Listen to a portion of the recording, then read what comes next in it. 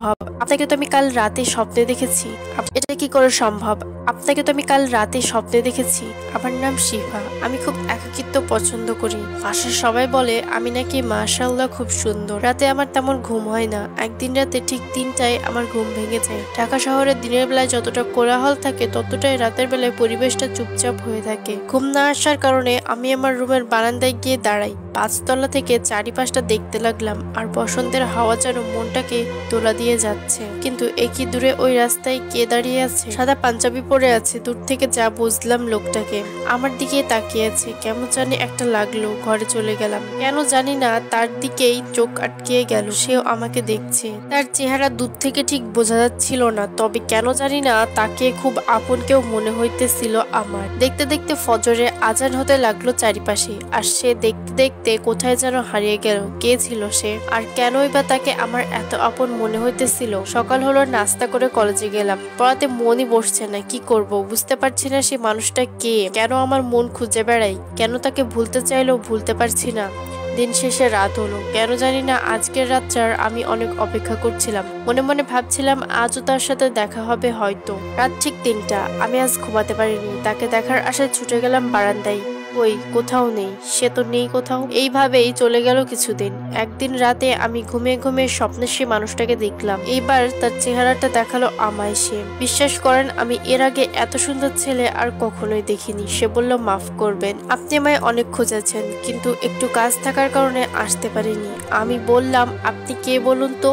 আপনাকে আমার মন এত খোঁজে কেন? সে বলে সময় হলে সব বলবো, আমি আসি। আমার স্বপ্নের ভিতরে বলেছিলাম যাবেন না, প্লিজ যাবেন না। হঠাৎ আমার ঘুম ভেঙে যায়। উঠে দেখি ফজরের আজান দিতেছে। সকালে ভাবলাম এই স্বপ্নটা যদি সত্যি হতো, আসলে ছেলেটা আসতো। এত সুন্দর ছিল আর এত সুন্দর কথা বলার ধরন, আমি মুগ্ধ হয়ে গিয়েছিলাম তার প্রতি। পরে ভাবলাম স্বপ্ন তো স্বপ্নই, তা কখনোই বাস্তবে সম্ভব না। তার ২ দিন পরের রাত, আনুমানিক রাত ২টা বাজবে হয়তো, হঠাৎ আমার ঘুম ভেঙে যায়। ঘরের একপাশে থেকে কেউ একটা বলে উঠলো আসসালামু আলাইকুম। উঠে দেখি সে ছেলেটা। কিন্তু এটা কি করে সম্ভব? আমি বললাম আমি কি স্বপ্ন দেখছি? সে মুচকি হাসি দিয়ে বলে না, এটা বাস্তব। আমি বললাম এটা কি করে সম্ভব? কাল আপনি তো আমার স্বপ্নে এসেছিলেন। সে বলল আগে সালামের উত্তরটা দিন। আমি বললাম ওয়ালাইকুম আসসালাম। কে এই লোক? সে কি আদৌ মানুষ নাকি অন্য জগতের কেউ? কোথায় ছিলেন আপনি? আপনি জানেন কত খুঁজেছি আমি আপনাকে। সে বলল আগে বলুন, আপনি কি আমায় দেখে ভয় পাচ্ছেন না? আমি বললাম এই মায়াবী মুখ দেখে কেউ ভয় পায় নাকি? সে বলল একটু ভেবে দেখুন, কাল রাতে আমি আপনার স্বপ্নে এসেছিলাম, আর আজ এত রাতে আপনার রুমে কি করে আসতে পারি আমি? এখন আমি আসলেই ভয় পাচ্ছি। আসলেই তো, কি করে এটা সম্ভব? সে যখন বুঝতে পারলো আমি তাকে এখন ভয় পাচ্ছি, তখন সে বলল ভয় পাবেন না, আমিও আপনারই মতো আল্লাহ সৃষ্টি করা একটি মাখলুকাত, কিন্তু আমি মানুষ নই, একটি জিন। আসলে আমি আপনাকে দূর থেকে দেখতাম। আমি কখনোই আপনার সামনে আসতে চাইতাম না। আপনি কিছুদিন ধরে আমায় দেখতে চাইছিলেন, তাই দেখা করলাম। আপনার ভয় হয়তো এখনো কাটেনি। আচ্ছা আমি তাহলে আসি। আবার সেদিনই দেখা হবে যেদিন আপনি দেখা করতে চাইবেন। আল্লাহ হাফেজ, আসসালামু আলাইকুম। সকাল হলো। ভয়টা ভালোই পেয়েছি। অনেক জ্বর আসছে আমার। ২ দিন চলে গেল এইভাবেই। তাকে নিয়ে যতটা ভয় পাইতেছি তার থেকে আরো অনেক বেশি তাকে দেখার ইচ্ছে হইতেছিল। সে নাই বা হোক মানুষ, তাও এমন একটা মায়াবী মুখ। আর যাই হোক, আমার কোনো ক্ষতি করবে না, এটা আমি জানি। তারপর ১০ দিন পর ভাবলাম আজ রাতে তাকে ডাকবো, যদি দেখা হয়। রাত হলো, রাত ২টা বাজে। আজ চোখে ঘুম নেই, তাকে দেখার ইচ্ছে হচ্ছে। অনেকবার বললাম কই আপনি দেখা দেন, আমি দেখতে চাই আপনাকে। হঠাৎ করে দেখলাম একটা আলো জানালা দিয়ে ঘরে প্রবেশ করলো। একটা সময় সে আলো থেকে বের হলো সেই মানুষটা, যাকে দেখার জন্য পাগল ছিল এই মন। কেন জানি না আজ তাকে দেখে ভয় হইতেছে না। সে এসে বলে আসসালামু আলাইকুম। এখন কি ভয় পাচ্ছেন? আমি বললাম ওয়ালাইকুম আসসালাম। আর ভয় লাগছে না। সে হালকা একটু হেসে বলল বলেন কেন ডাকলেন আমায়? আমি বললাম আপনাকে দেখার খুব ইচ্ছে হইতেছিল তাই। সে বলল আপনি কি চান আমি রোজ রাতে আপনার সাথে দেখা করতে আসি? আমি বললাম হ্যাঁ। সে বললে তাহলে আপনাকে একটা কাজ করতে হবে। আমি বললাম জি বলুন কি কাজ? সে বলল আমি একটা জিন, আর ৫ ওয়াক্ত নামাজ পড়ি। আমি চাই আপনি ৫ ওয়াক্ত নামাজ আদায় করুন, তাহলে আমি আপনার সাথে দেখা করতে আসতে পারি। আমি বললাম ঠিক আছে, আর আল্লাহর ইবাদত করব, এটা তো ভালো কথা। এইভাবেই চলে গেল কিছুদিন। আমি এখন ৫ ওয়াক্ত নামাজ আদায় করি। সেও তার কথা রেখে প্রতি রাতেই সে আসে দেখা করতে আমার সাথে। কিন্তু বাবা মা বিষয়টা প্রথমে খেয়াল না করলেও আমার হঠাৎ নামাজি হওয়া তাদের কিছুটা হলেও অবাক করে। একদিন রাতে সে আসে, আমরা ফজরের আগ পর্যন্ত কথা বলি। পরের দিন মা বলে তুই এত রাতে ফোনে কার সাথে হেসে হেসে কথা বলছিলি? আমি বলি কই, সে আমার ফোনটা চাইলো, আমিও দিয়ে দিলাম। মা বলল রাতে ফোন আমার কাছে দিয়ে যাবি। আমি বললাম ঠিক আছে। মা তো আর জানতো না আমি ফোনে নই, তার সাথে সামনে বসেই কথা বলি। আরো কিছুদিন এভাবেই চলে গেল। হঠাৎ একদিন মা বাবা আমায় ডেকে বলে, তুই কি পাগল হয়ে গেলি? আমি বলি কেন বাবা? সে বলে, প্রতিদিন গভীর রাতে তুমি একা একা কার সাথে কথা বলো? রুমের বাইরে থেকে অনেকদিন আমি তোমার মা শুনতে পারছি। কই না তো, আসলে সত্যিটা বললে মা বাবা বিশ্বাস করবে না। বাবা বলল কালকে আমার সাথে ডাক্তারের কাছে যাবি। ডাক্তার কি পারবে তার সাথে দেখা হওয়া থেকে আটকাতে? এ কি, আমি তো রুমে ছিলাম, এই পাহাড়ে কি করে আসলাম? রাত তখন 2:30 বাজে। কই আপনি প্লিজ দেখা দিন। হঠাৎ একটা আলো জানালা দিয়ে ঘরে আসলো। একটি সালাম ভেসে এলো, আসসালামু আলাইকুম। আমি উত্তরে বললাম ওয়ালাইকুম আসসালাম।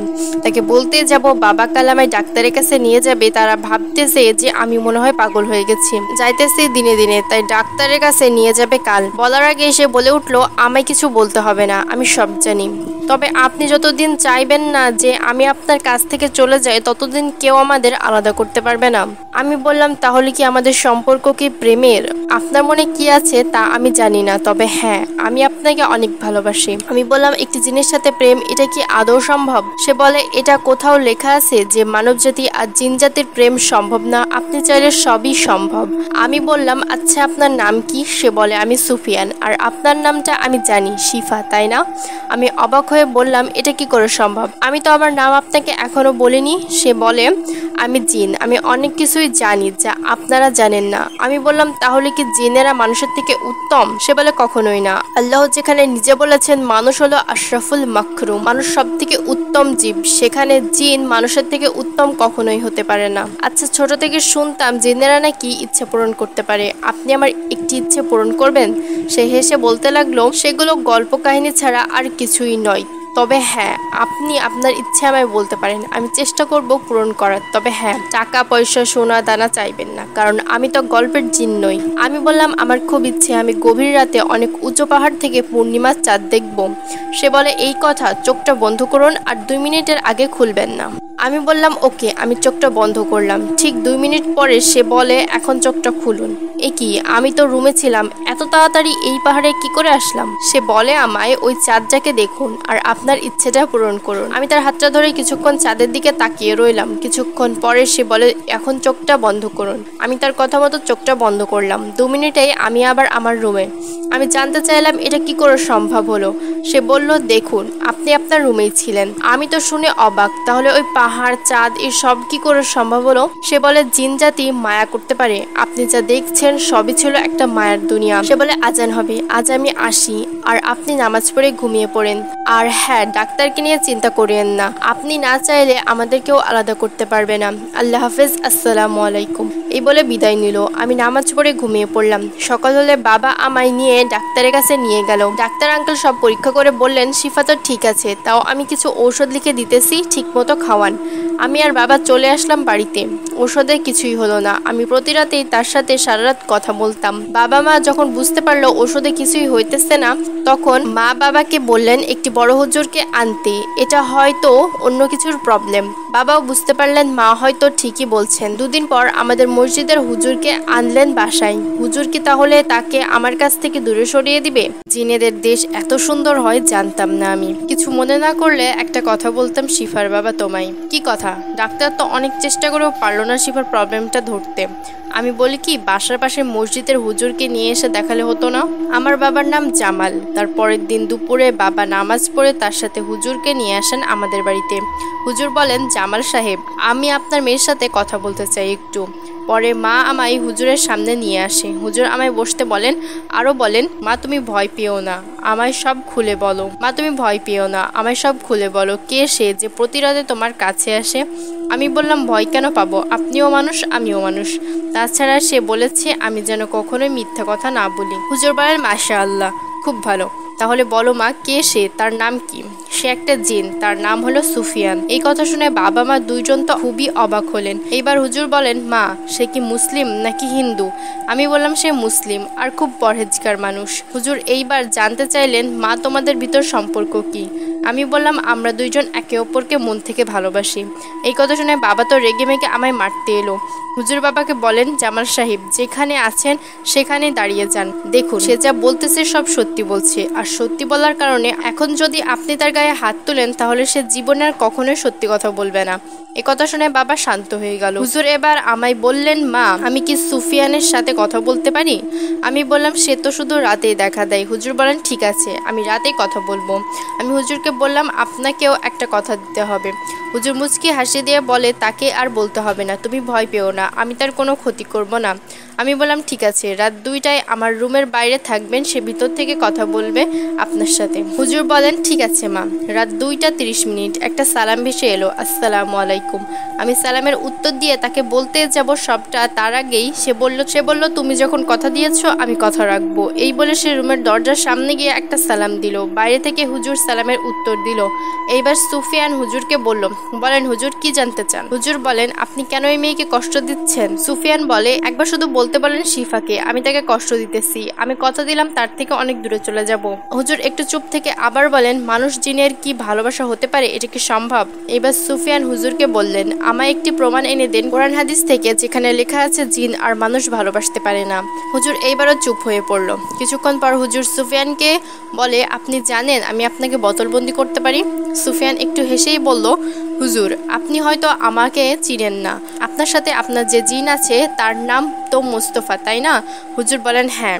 সুফিয়ান বলেন, দয়া করে তার কাছ থেকে আমার বিষয়ে জেনে আসুন, কিছু মনে না করলে আমি বিদায় নিতে চাই, আজান হবে তাই। হুজুর বলেন, ঠিক আছে আপনি আসতে পারেন। এরপর সুফিয়ান আমার কাছে এসে বলেন, ভয় পান কেন? কেউ পারবে না আমাদের আলাদা করতে। শিফা আমার মা বাবা আপনাকে দেখতে চেয়েছেন, আপনি কি আসবেন আমাদের দেশে? আমি বললাম, কেন নয়। সে বলে, ঠিক আছে তাহলে কাল রাতে আপনাকে নিয়ে যাব আমাদের দেশে। রাতেই হুজুর তার জিন বন্ধু মুস্তফার কাছে সুফিয়ানের বিষয়ে সব জেনে সকালে আমাদের বাসায় আসেন। এসে বাবা মাকে ডেকে বলেন, দেখুন আপনার মেয়ে যে জিনটির সাথে কথা বলে সে একজন সদাগরের ছেলে, সে সদাগরের কাছে আছে 10,000 জিনের বহর। আমি চাইলেও কিছু করতে পারবো না, তবে হ্যাঁ তারা খুব পরহেজগার জিন, আল্লাহকে খুব মানে। তারা এমন কাউকে খুঁজে বের করুন যে সদাগরকে ডেকে বোঝাতে পারবে, আমায় আপনারা মাফ করে দিবেন। বাবা হুজুরকে বিদায় দিয়ে ভালো অনেক বড় আলেম খুঁজতে লাগলো যে কিনা সুফিয়ানের বাবাকে ডাকার ক্ষমতা রাখে। পরের দিন রাতে সুফিয়ান এসে বলেন, চলো যাওয়া যাক। আমি বললাম, চলেন। সে বলল, চোখ বন্ধ করো। আমি বললাম, কেন, আবার মায়া দেখাবেন বুঝি? সে বলেন, না, তবে আমাদের জগতে যেতে হলে এইভাবেই যেতে হবে। আমি তার কথা মতো চোখ বন্ধ করে ফেললাম। আমার মনে হইতেছিল যে আমি আকাশে উড়ে উড়ে যাইতেছি। মিনিট 10 পর এবার সুফিয়ান বলল, এখন চোখটা খুলো। বিশ্বাস করবেন কিনা জানি না, এত সুন্দর জায়গা আমি কখনোই দেখিনি। চারপাশে ফুলের গাছ আর ফলের গাছ, তবে এগুলো কি ফল? এর আগে এই ফলগুলো আমি কখনোই দেখিনি।